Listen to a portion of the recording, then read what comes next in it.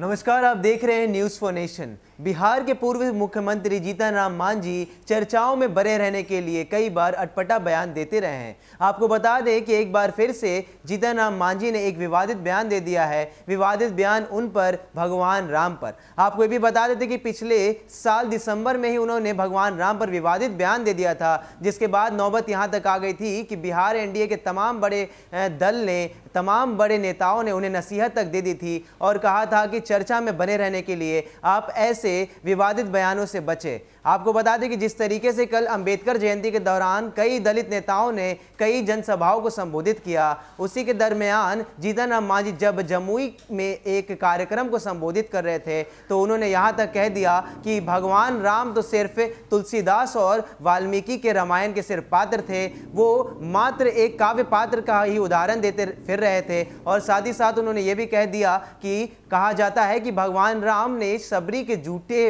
बैर तक खाए थे, क्या आज के समय में कोई शबरी के झूठे बैर खाएगा? देखिए, एक बार फिर से बिहार के पूर्व मुख्यमंत्री जीतन राम मांझी ने इस बड़े बयान को देकर चर्चा में बने रहने का काम किया है।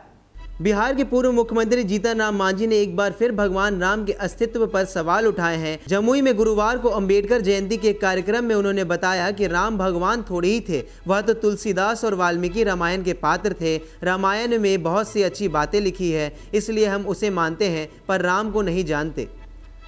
मांझी यही नहीं रुके, उन्होंने आगे बताया है कि पूजा पाठ करने से कोई बड़ा नहीं होता। अनुसूचित जाति के लोगों को पूजा पाठ करना बंद कर देना चाहिए। जो ब्राह्मण मांस और शराब पीते हैं, झूठ बोलते हैं, उनसे दूर रहना चाहिए, उनसे पूजा पाठ नहीं कराना चाहिए। शबरी के झूठे बेर को राम ने खाया था, आज हम लोगों के यहाँ कोई खाना खाकर दिखाए। सवर्ण और उच्च जाति के लोग भारत के मूल निवासी नहीं हैं, वह बाहरी हैं। हम सुप्रीमो का भगवान राम हिंदू धर्म और ब्राह्मणों पर दिए बयानों का मामला नया नहीं है, वो पहले भी कई बार ये बातें कर चुके हैं। बीते साल दिसंबर महीने में उनके ऐसे ही एक बयान के बाद बड़ा हंगामा हुआ था। बाद में उन्होंने पटना में ब्राह्मण भोज का कार्यक्रम रखा था। शर्त थी कि वही ब्राह्मण खाएंगे जिन्होंने कभी कोई पाप ना किया हो। मांझी के इन बयानों को एनडीए गठबंधन में सहजता से नहीं लिया गया था। भाजपा समेत घटक दलों ने इशारों में ही उन्हें नसीहत दी थी।